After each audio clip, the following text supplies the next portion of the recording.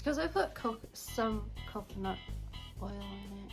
The background's definitely a little odd, but this is like my camping futon, and I covered it with like a soft like sheet, and then I did some, or tried to do some tumbling on it.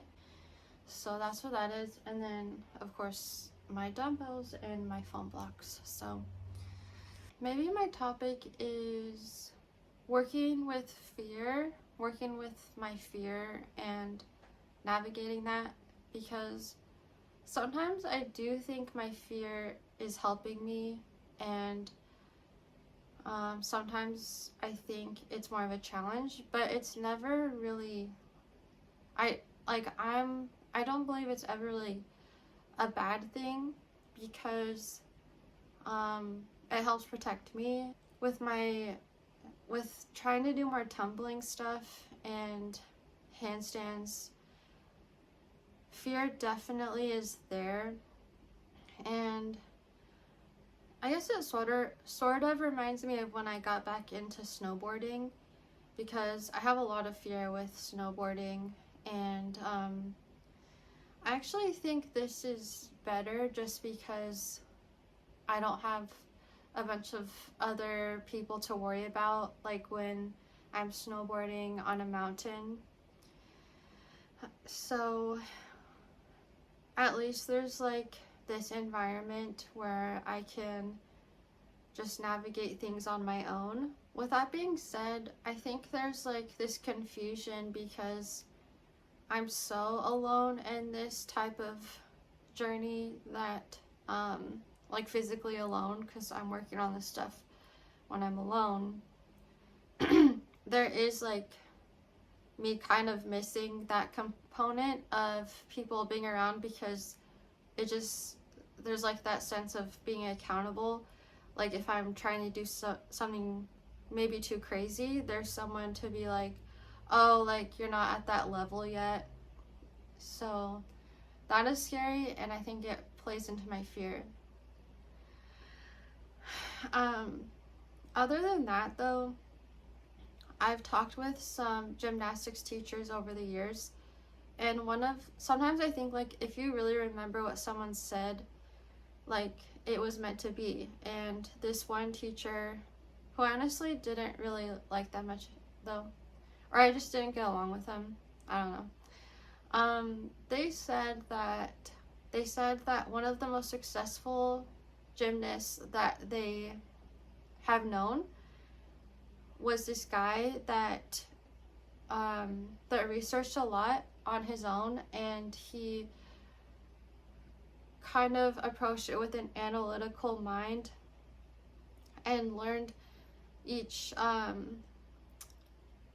skill on his own time, and it led to him being able to be really secure and stable with his movements.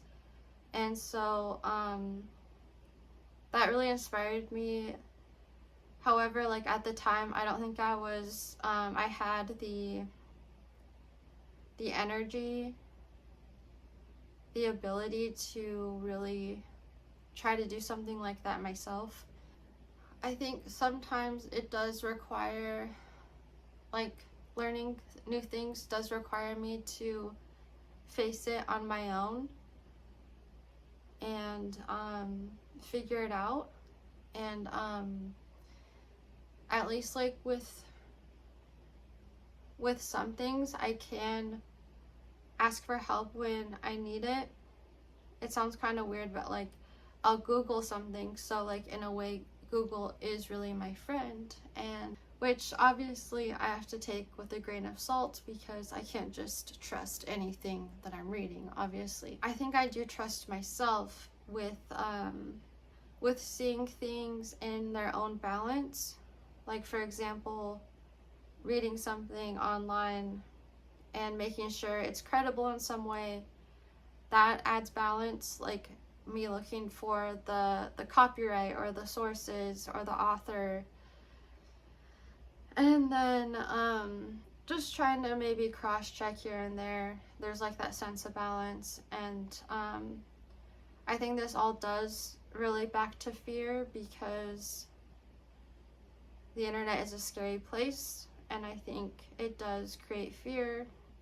I think when it can get out of balance is when I just, like, if I read something one time and I just take that and run with it, I guess I just need to watch out for that.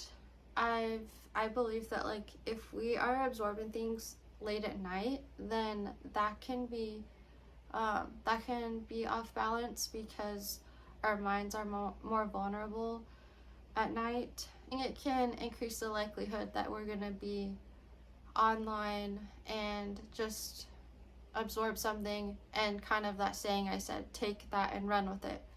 Like, it just gets into our mind more accidentally. And I think no matter who anyone is, like, that just can happen.